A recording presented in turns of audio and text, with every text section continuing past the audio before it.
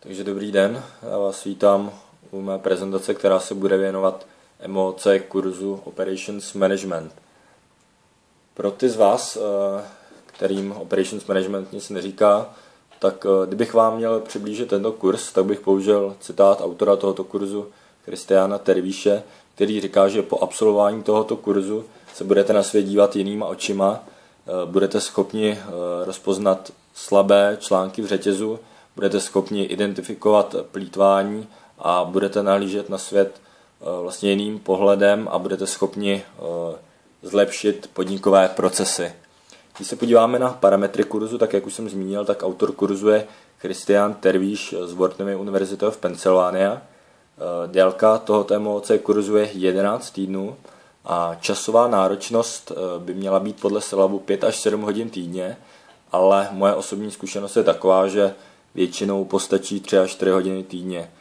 1 hodina většinou postačí na pouštění teoretických videí a po případě 2 až 3 hodiny většinou zabere absolvování závěrečného testu, který je na konci každého modulu. Co se týče prerekvizit, tak v syllabu nejsou uvedeny žádné, ale opět moje zkušenost je určitě dobré mít nějaké základní znalosti o statistice. V příkladech se počítá ať už se statistickou odchylkou, po případě s rozptylem a také je určitě dobré mít nějaký základní přehled o finančních výkazech. V některých příkladech se počítá ať už s obchodní marží, po případě s obratovostí zásob nebo s rentabilitou vlastního kapitálu. Když se podíváme na průběh kurzu, tak obsah každého modulu se skládá ze 2 částí. Prvních několik videí se věnuje vlastně teoretickému backgroundu, kdy vám cvičící představí nějaké základní pojmy, se kterými dále budete pracovat v tomto modelu a seznámí vás s nějakými teoretickými koncepty. Na konci každého modulu je pak jedno praktické video. Toto video mívá kolem 20 minut a v tomto videu se budete zaměřovat na už řešení konkrétních problémů.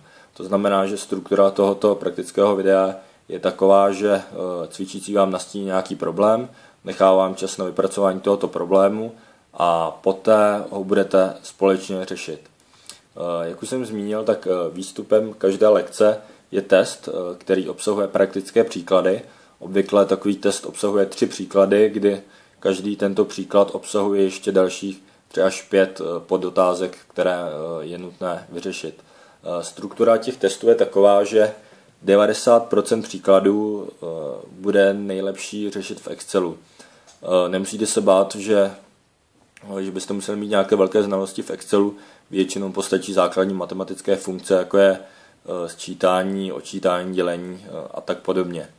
Co se týče syllabu předmětu, tak předmět je rozdělen vlastně do 6 modulů. Když pomeneme první modul, který je jenom jakýsi úvodní a seznámení s tématem, tak druhý modul je procesní analýza, kde se budete učit hledat právě takzvaný bottleneck, což znamená v překladu hrdlo úlahvé, ale můžete si pod tím představit, že hledáte nějaké slabé články v řetězu. To znamená, že máte 5 zaměstnanců, kteří vykonávají různé činnosti, tak vy hledáte tu činnost, která je vlastně bottleneck, to znamená, která má nejnižší produktivitu a je tím slabým článkem v tom řetězu. V dalším modulu se pak tento kurz věnuje produktivitě. Tady se naučíte identifikovat nějaké zdroje plýtvání a budete schopni určit produktivitu například jednotlivých zaměstnanců. V dalším modulu, který je věnován odpovědnosti, tak tam jde hlavně o to dokázat spočítat například, když pracovní call center má 80 zákazníků, kteří mu volají za hodinu a je schopen jich odbavit 30, tak je tady hlavně důležité dokázat spočítat, kolik jednotlivý zákazník bude muset čekat vteřin nebo případě minut, než bude obsloužen právě tím pracovníkem call centera. V dalším modulu, který se zaměřuje na kvalitu, tak v teoretické části budete seznámeni s nějakými prvky lean managementu, ať už je to Jidoka, po případě Toyota Production Systems. A když se podíváme na praktickou část, tak tady se budeme v tomto modulu se vlastně řeší hlavně to, jaká je například pravděpodobnost toho, že na nějaké lince zmetkový výrobek projde celým procesem montážní linky a různé podobné příklady.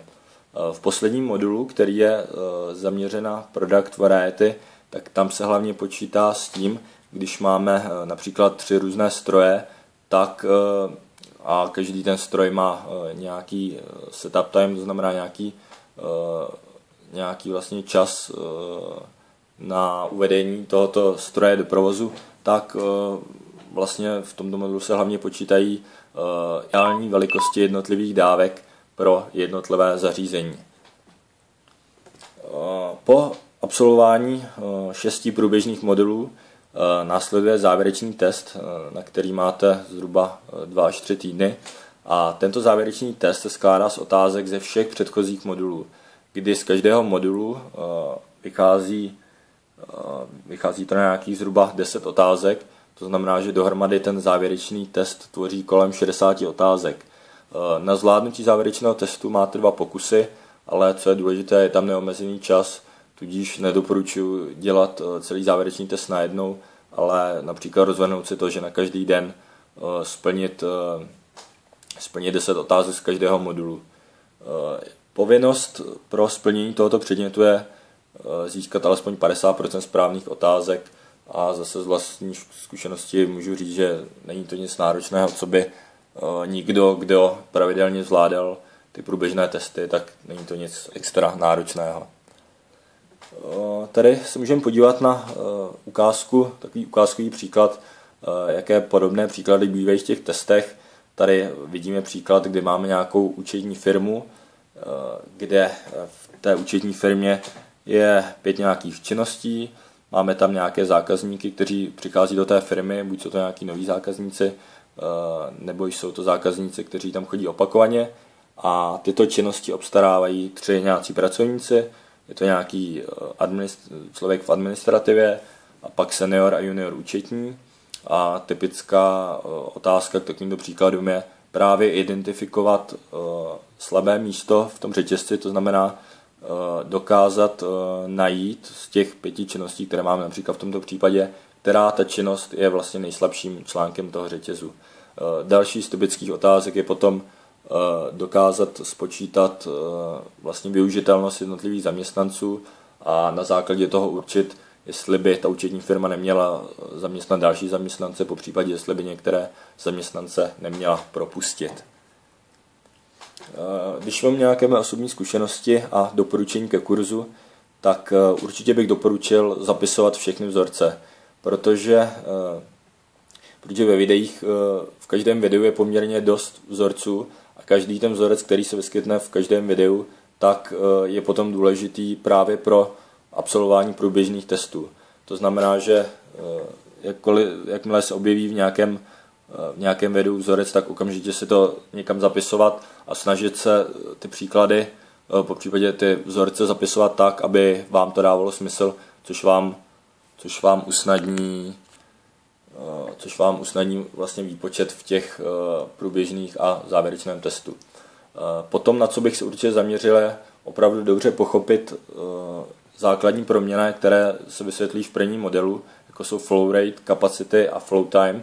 To jsou takové 3 stěžejní body celého toho kurzu a pracuje se s nima prakticky v každém modulu, takže je velmi důležité se s nima dobře seznámit a rozumět, jak se vypočítají a jaké mají mezi sebou vztahy.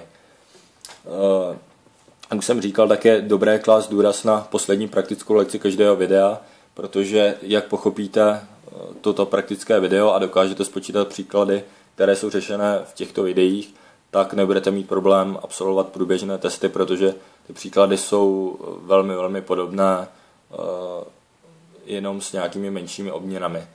A poslední věc, co bych doporučil, tak když píšete průběžné testy, tak je velmi dobré ukládat si nějaké postupy, jelikož závěrečný test se skládá z otázek z průběžných modulů a opět ty testy jsou hodně podobné, to znamená, když budete mít uložené průběžné postupy v průběžných testech, tak pak nebudete mít problém absolvovat závěrečný test. Když bych měl tento kurz zhodnotit podle svého pohledu, Tak mezi pozitiva tohoto kurzu určitě lze zařadit právě to rozdělení na teoretickou a praktickou část, kdy v několika teoretických videích se seznámíte s nějakými základními pojmy a ty pojmy se pak v praktickém videu naučíte používat a učíte se vlastně počítat například ty produktivity a slabé články a tak dále. Co beru jako další výhodu, tak právě v těch praktických videích vám cvičící vysvětlíte příklady. To znamená, že vy se na čisto ten příklad spočítáte a poté si ten svůj postup můžete zkontrolovat právě se cvičícím, jestli jste pochopili ty pojmy dobře a jestli máte shodné výsledky. Další pozitivum určitě beru v těch praktických videích to, že se tam nejedná o žádné abstraktní příklady, ale ty příklady vychází z reálné praxe, což je určitě jako pozitivum a určitě byste našli v nějakém svém okolí, ať už zaměstnání nebo ve škole, prakticky v jakémkoliv odvětví, nějaké, jak to říct, nějaké příklady, na kterých byste mohli aplikovat právě ty znalosti dosažené v těchto praktických příkladech. Další pozitivní stránkou tohoto MOOC kurzu je absolvování průběžných testů, protože když zvládnete absolvovat průběžné testy, tak pak závěrečný test už je jenom jakési opakování a utřídění vlastně těch myšlenek a když zvládnete průběžné testy, tak nemáte žádné problémy s absolvováním závěrečného testu. Co se týče negativa, tak jisté negativum může být přízvuk vyučujícího, který pochází z Německa a já osobně prvních několik modulů jsem měl docela problém mu rozumět, ale toto negativum lze odstranit tím, že si u videa s cvičícím pustíte anglické titulky. Takže není to nějak výrazné negativum. Asi hlavní slabou stránkou tohoto kurzu z mého pohledu je jakákoliv chybějící textová podpora, co znamená, že vy když ve videu vidíte nějaký vzorec a nezapíšete si ho a pak právě, když budete počítat příklad, budete se k němu chtít vrátit, tak budete muset hledat ve videu tam, kde bylo vlastně zapsáno a určitě tady tomu kurzu hodně chybí textová podpora, která by vám právě usnadnila psaní průběžných a závěrečného testu. Poslední takové malé negativum je nečitelnost výpočtu vyučujícího, kdy právě v těch praktických videích, kdy vám pomáhá řešit ty konkrétní problémy, tak velmi často píše přímo do textu, píše velmi nečitelným a malým písmem, takže kolikrát máte problém po tom cvičícím vůbec něco přečíst. Každopádně moje pocity z tohoto kurzu jsou vesměs kladné a jestli je někdo z vás, já doufám, že ano, který se chystá absolvovat tento kurz, to bych mu určitě doporučil a rozhodně přeju hodně štěstí při absolvování kurzu. Tímto vám děkuji za pozornost a loučím se s vámi.